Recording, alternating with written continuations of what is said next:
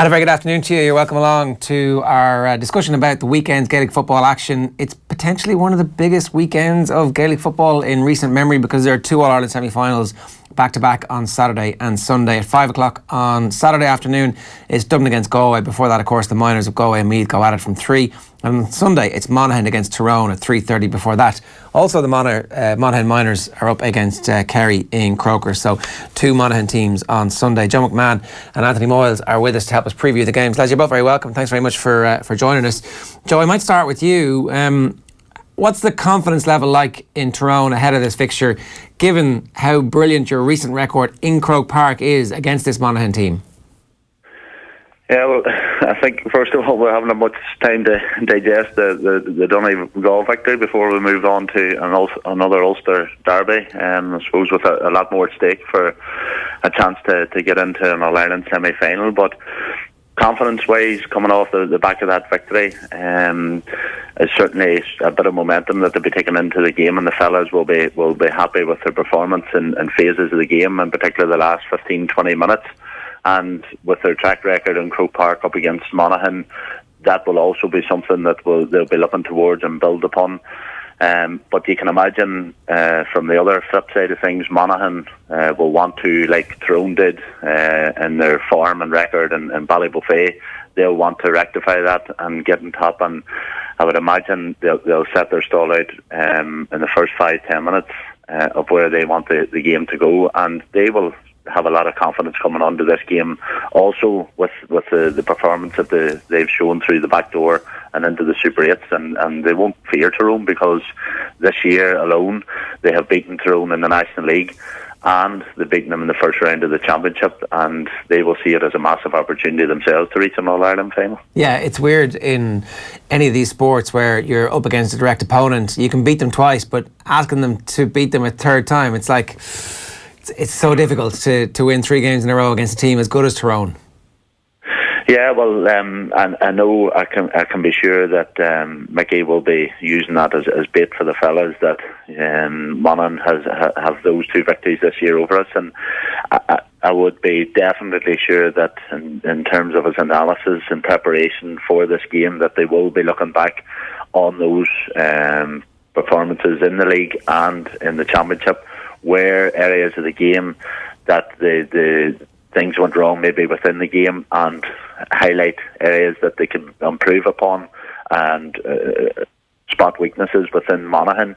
And that analysis, along with playing against or looking at other teams that Monaghan have played against and teams have played against or Tyrone have played against, Mickey will certainly be highlighting that and looking for weak areas in which they can exploit, because both these teams know each other so well. I mean, and they've been at the top of Ulster football in recent years, along with Donegal, and some similarities can be made with or drawn from 2005 when the rivalry between Tyrone and Armagh. Armagh beating Tyrone after a replay in Croke Park, and at the time we knew that there was a possibility we could be meeting again, and we felt that we owed them, as we felt that we should have won those couple of games. Not saying that Tyrone should have won the first day out in the first round of the Championship, but you know, it's an opportunity now that we got back then, and we took it. And that first day against Monaghan, Tyrone didn't perform to the levels that we've seen for periods this year in the Super 8s, and despite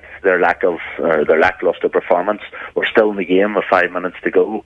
And you know, if you look at the first day, Collie Kavanagh wasn't fully fit, Tiernan McCann wasn't fully fit, Lee Brennan went off injured, Mark Branley went off injured, and you can see how key those men have been through the back door, and obviously with Lee Brennan and Mark Bradley in recent times coming back from their injury, and performing to the levels that they're at. And there was a sending off as well, and you know, I think that as the season goes on we can see exactly how much heart would have been a loss over the course of the rest of that game. Anthony, what's your take on how both teams are actually arriving into this? Because it's that rare situation, I guess, where both teams will realistically feel that whatever they needed to get over, they're getting over, and they're reaching some kind of peak.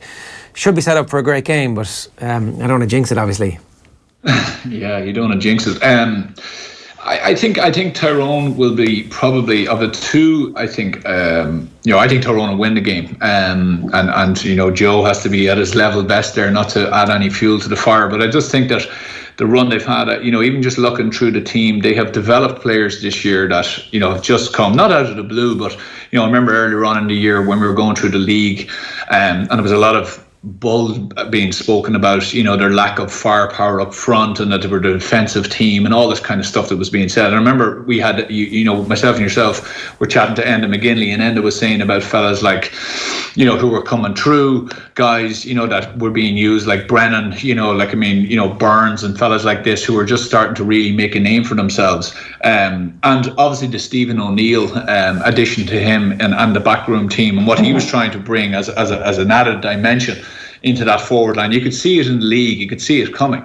I watched them obviously very close in Navan the night they played Meath, and what really impressed me was the physicality of them and their conditioning.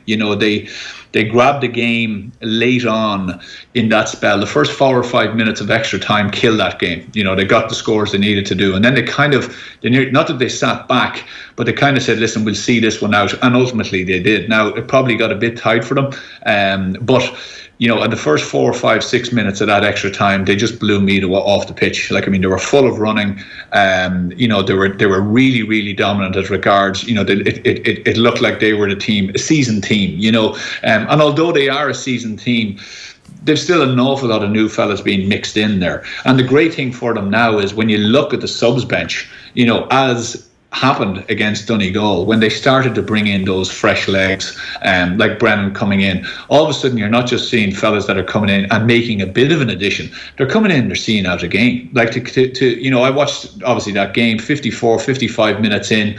I don't think many people would have said, Tyrone are going to win this game pulling up. Donegal were certainly in the ascendancy. It looked they were winning battles, although Tyrone were still in it, absolutely. And Tyrone obviously got caught with the sucker punch before half time with the goal. But you couldn't really see them turning around and pulling away like they did. And they did. And the influx of players coming in who not only, added to it, but really grabbed that game and took ownership of it and showed massive leadership. Like Brennan came on in his first 2 touches. There was absolutely no doubt in his mind he could do what he did. And that comes from obviously the breeding and having the stuff through the league and the confidence that's there and the confidence that has obviously happened to them through the run, through the back door. The back door can be fantastic, or it can be a killer. And if you get runs and all of a sudden you get a few really tight games, like the game in Navan, to be fair, it brings squads on massively, rather than going out and beating a couple of teams and hammering them, and you don't really learn anything. So for me, the flip side is you look at Monaghan, and although yes, they have won, as Joe says, their league and the first round of championship, but this is a completely different animal they're coming up against in this Tyrone team. Like a completely different animal. They've guys now who are back, who are fit, who have improved massively throughout this run. And yes, it will be tight. Yes, it will be a typical Ulster affair. It's going to be tight. It's going to be cagey. It'll be hard hitting. It'll be tactical. But I really don't think Monaghan, the last day against Galway, I'd say they'd be scratching their heads going, we're playing a team that didn't necessarily have to win. So where exactly are we? Yes, they've had a great run. Yes, they've some fantastic players. But again, I think there's elements whereby if you can restrict their long range kicking for Beggan, if you can obviously put the hex on McManus, and if you can try to restrict guys like McConnell and fellas like this, I think just ultimately Tyrone have more firepower, and also they have more players who can actually put, as I say, the X on the Monaghan main threats. Yeah, Joe, I guess that's the main reason that most people are tipping up Tyrone this week, is the fact that the bench has been so impressive in recent games in particular, where it was nip and tuck, and then the bench comes on and in the Donegal game in particular, they blew the opposition away. But even against Dublin, I think there was 4 points contributed from the bench as well. And that's the high water mark if you can actually do that. Plus, there's the fact that this team is comfortable in Croke Park. It's a team who wants to be there. It's a team who kind of has understood, with the exception of last year's semi-final, obviously. It is a team who has been coming in recent seasons. So, I can see why Tyrone fans would be getting pretty confident ahead of this weekend.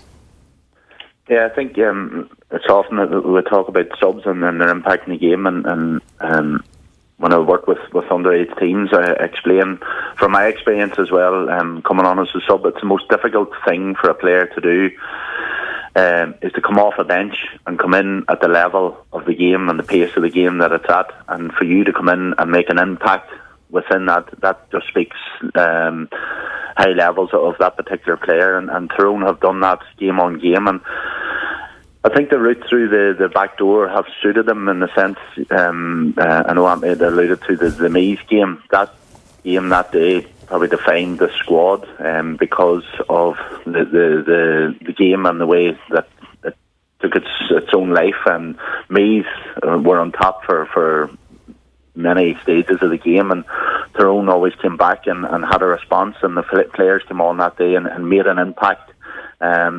And it really galvanised the team and the squad. And Mickey probably now has got his eyes open, and he's a bit of a headache as to who's playing where and at what stage are they coming on. And through Cavan as well, other players came in, made an impact. McGeary, Ronan O'Neill, Howe Loughearn, these fellas have really taken games by the scruff of the neck in key moments and are able to kick on. And you can't underestimate the levels that these fellas are coming in to. And I think Monaghan, equally, when you look at the likes of Adams, Moan, Kieran Hughes have also through an impact in games. But in comparison, I don't think Monaghan have come through as tough a backdoor route as Tyrone have had. I don't think as many questions have been asked of this Monaghan team.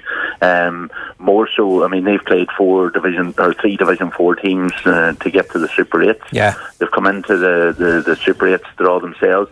They played a Kildare team who, it was quite similar as well in terms of their setup, plenty of energy, but were unable to get over the line from a Kildare point of view.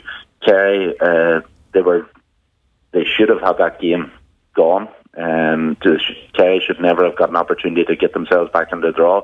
And then coming up against the Galway side, who had already qualified their own, on the other hand, coming the route that they have done, they've been tested. There's been many players who have come in different positions and performed well.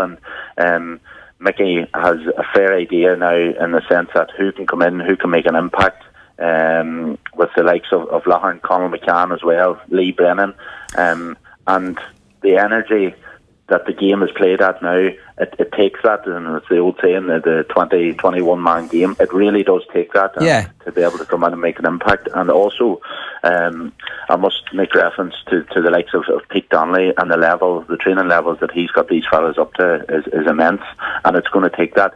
And it's because all of these teams are trying to aspire to beat Dublin, and that's the level that they're at, and they need to do that to be able to beat the Dubs ultimately. Where did the strength and depth come from, Joe? Like, obviously there were reasonable underage teams coming through in recent seasons, and a bunch of players came through and got put straight in the team and then disappeared for a while. And some of them have made a comeback, some of them have actually been cast aside, and there was a big debate about whether or not the style allowed forwards any kind of room to learn and grow and breathe. But this season, the strength and depth partly seems down to the fact that Mickey's been there so long and has tried so many players over the last number of years that he's been able to kind of nurse them along. Yeah, well, I mean, if you look at just in relation to last year, I think Mickey will have learned a lot coming up against Dublin. The game was over after 20 minutes, and Tyrone essentially didn't have a plan B. They just continued to play out their game plan, and they were never really getting anywhere. And this year, Mickey's looked at trying to play a bit more expansive football, and with the likes of Richie Donnelly up, he has a target man that he's able to fire the ball into. He has runners coming off, and when you have a half-back line coming at the pace like Kieran McCann, Frank Burns, Petey Hart, among others, these are all players that play in various positions with the club. They played in various positions at underage level, and you've mentioned some of the players sort of been in and out and haven't had the opportunity to show maybe the skills that they have, and they could be restricted in some games. But for me, the games essentially it comes down to with Colin Kavanagh, with the way Tyrone set up Colin Kavanagh dropping deep, there was probably too much of a gap between our back line and our forward line, and it's a high energy game. Whereas now you have the likes of Sludden dropping a bit deeper in around midfield to pick and ball up, PD Hart in around midfield, and they're the link men to try and get the ball up quicker to the forward line. And that's back to the point of the subs. Because it's such a high energy game, these fellas are coming in and also trying to continue with the game plan. And this weekend, you cannot underestimate the loss of Conor Meyler also to that setup. Conor Meyler has been one of the standout players in the Tyrone engine room. He's up and down the field, his work rate, his energy, his sheer pace. And the fact that last weekend he was marking Ryan McHugh, and Ryan McHugh was out on his feet in the last 5-10 minutes, that explains everything, because we know the level that McHugh can play at. And now this team have the opportunity. Mickey has experimented through the league. He's given different players opportunities to play the game and excel. And some of these players have really taken it on, and they're starting to stand up. Anthony, make the case for me for how Monaghan actually try and plot a victory for this, because the way we're talking here, it seems like it could be a routine enough victory for Tyrone, and not many people are predicting like a 3 to 5 point win for Tyrone. But if you're Monaghan, what are you trying to do? What are the weaknesses you've seen? How are you pinning Tyrone, particularly that half back line, back to make sure that they're not making those rampaging runs? Well, that's the thing you have to do. You have to pin them back. First of all, it's easier said than done, Ger, because you're right. We are making a case here massively for Tyrone, but I think Monaghan have. They have a number of kind of weapons. Obviously, they have a number of weapons themselves. They've plenty of weapons. They have massive experience. They're a team that have been on the road for a lot. They know each other's strengths and weaknesses massively as well, and they'll know that of Tyrone. Malachy O'Rourke is a kind of a player who, or a kind of a manager who, will obviously assess where he can try to dominate.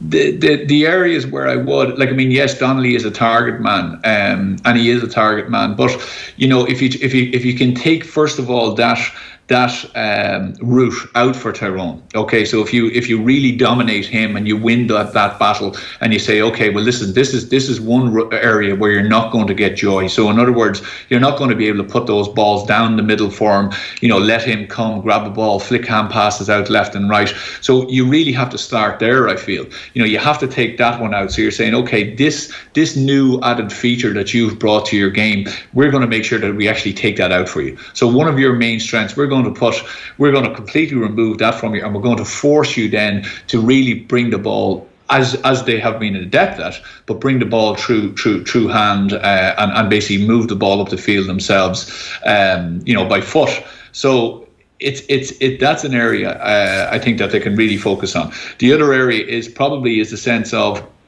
that they need to, which is there, and is something probably that they haven't done, because as Joe says, when they come up against Kildare, Tyrone are that type of team that will like to play football with you as well. They like to attack.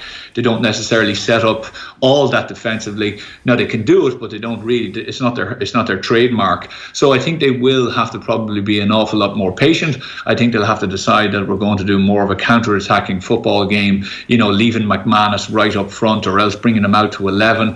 The two Hugheses will be massively effective in that and trying to break fast. But the one thing about Tyrone is, as soon as Tyrone, even get a sniff that an attack has broken down, they're back so quickly. It's going to be difficult for them. It's a game whereby they really have to make all the chances they get, they're going to have to make, kind of 75-80% kind of efficiency rates. They're going to have to be nailed on. They're going to have to try to draw fouls. They're going to have to use Beggin's ability to kick balls from all over the pitch, over the bar.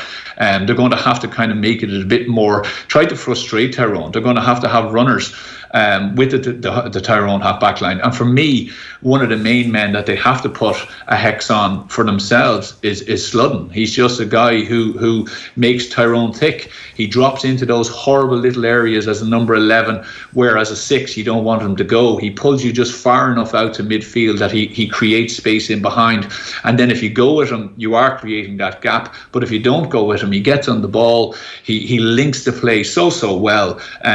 He is massively important. I think he's one of the most important players for Tyrone, and he's kind of nearly forgotten about a lot. And him along with P.T. Hart, they do that similar type of role. Hart's a bit more direct. But Studden is just so intelligent with the ball, and how he brings players into the game and how he kind of skips and picks up frees. So that's another player where they're going to have to focus on. It's a big task for them, Ger. It really is. I think it's a big task for them. I think I got the sense that when they kind of progressed and when it was down that they were going to get out and get through over a quarter final and make it, there was a lot of a sense of achievement with that. And of course there is a massive sense of achievement, but I just think that this is going to be one step too far for them. And I think they're coming up a seriously well-oiled machine that has a big bench. And can deploy that bench whenever it wants, and can add guys into defence, attack, midfield, and can hurt you from different positions. So, it is going to be tricky for them. It is going to be, and as Joe says, I just don't feel that they've beaten enough of those bigger teams along the way, to kind of warrant, you were saying, well, I'm backing them here because I just think that they can turn it over. I just don't think they can cause the upset. Yeah, fair enough. Joe, I wonder will people come in time to think of last year's All-Ireland semi-final defeat in a similar manner to which people think about the Dublin-Donegal game where Jim McGuinness managed that ambush of Dublin so well. I'm not saying Tyrone are going to go on and win 4 of the next 5 All-Irelands, but I am saying that, in retrospect, having a lesson handed out to you so publicly, it's really hard for any manager, any management team, any group of players to go through that, but it can be one of the most useful things that happens to a team. Yeah, it definitely can, and in the manner that it happened, and there was so much built up between Tyrone and Dublin, and everyone thought that Tyrone were the team to dethrone the Dubs, and the manner in which it happened, and there was a lot of hurt following that game, talking to some of the members of the team following that game, and they just felt that they really had left the game behind them throughout, and that they didn't show the country what they could do, and they I'm sure have just been focusing to get back to this stage again. I know from experience, being in there with the fellas and with Mickey, he'd lose a lot of visualisation through his talking, and it's always to visualise, each phase, each step, and if something doesn't go according to plan along the way, scratch that, look beyond, look to the next thing, and Tyrone now have the opportunity. If people were to say that you were to have the opportunity of coming up and playing Monaghan All-Ireland semi-final to get to All-Ireland final, they would grab it with both hands, and I think they will have learned a lot from that Dublin experience. And looking at the previous game against Dublin in the Healy Park, they brought the Dubs, rein them in a little bit. I know there's still a bit more work to do, and their eye will be on Monaghan certainly this weekend. But I feel that for me, Monaghan have too many matchups to try and solve in comparison to Tyrone. As Anthony's mentioned, with the likes of Sludden, also P.T. Hart, Conor McCalliskey, Mark Bradley, Matty Donnelly. These are key men among the other fellas, but they are key men, and I feel that there's too much head scratching for Monaghan to be doing to solve this. Yeah. Whereas Tyrone have the likes of McManus to keep their eye on, Ryan McInnesby, Charles O'Connell. I think their matchups are a bit easier. They can contain them, and then it allows then other players then to show themselves. And I just feel that they could have a bit much for Monaghan on the day. No, I think that's fair enough. I think a lot of people are leaning that way. Joe, before we go any further, I did want to ask you about a tweet you had during the week where you published a letter that was sent to you by a loving Kerry fan in the aftermath of... Was it a league game that they'd seen, or was it a championship match? It was a championship game. It was after Kerry had beaten us in Killarney. Was it 2012? Okay, right. They beaten us down there, and not long after, I was actually sitting in the county board office in Omagh, the old county board office before Girvahy was built, and the secretary, Dominic McCahey, came in and handed me a letter and says, "Joe, that's for you." And I was like, "Oh, right, okay, thanks." and opened up the letter, and I tried to decipher it just with the quality of writing, and I was trying to read through, and then as I studied it a bit further, there was a few nice choice words to describe me and my teammates, and about my behaviour against Kerry over the years, and that I couldn't lace some of their boots, and how dare I touch Paul Galvin, and it was quite comical now that somebody had actually taken time out to write me a letter. I was quite chuffed. Were you? Did you laugh? Because some people definitely take this very seriously, and then some people kind of go, "This is amazing. I'm delighted that I've managed to inspire this in somebody." You're doing something right when you get those, to go Joe. to that level to find themselves a piece of paper and a pen to sit down to write me a letter, and to go out of their way to actually do it, and it must have been done fairly recent after the game, because the emotions must have been running high, and to the point where his hand was shaking quite a bit because the writing was quite difficult to make out, but. No, I laughed it, and I know there's a lot being made this week from him and Fitzmaurice, and I think it is unfair. I mean, there are times as a player, I can't speak from the manager point of view, but as a player, there are things that maybe are said through the media, and different social outlets, and people may say it to you, or you may come across it, and it can be quite hurtful at times, certainly, because as they say, you're an amateur player, you go out to do your best, and if things don't go well for you, it's alright for somebody to sit up in the stand and criticise you, or sit on their sofa and criticise you. They don't realise, they just see the day itself, they don't realise the time and effort that you put in away from the bright lights, and with particular reference to that letter, I laughed it off at the time, and I knew it was just somebody high in emotion. And just as a matter of interest, had you been up to no good at all in that game in Killarney? Well, it was a day, I think, emotions were running high throughout. Kerry had beaten us, and there was obviously the history between Tyrone and Kerry and everything else, but no, I'm always well behaved. I don't know if you heard about Ricey on the show last night talking about getting a letter from Kerry as well. He said he thought it was from a teacher, and Nathan went, "Oh, was it Moyles O'Shea?" And Ricey goes, "No, the writing was too good." Well, I can maybe understand Ricey getting a letter, certainly, but I was quite offended, Moylesy, you were always very well behaved. You never, or did you get any hate mail? No, never, Ger. Never.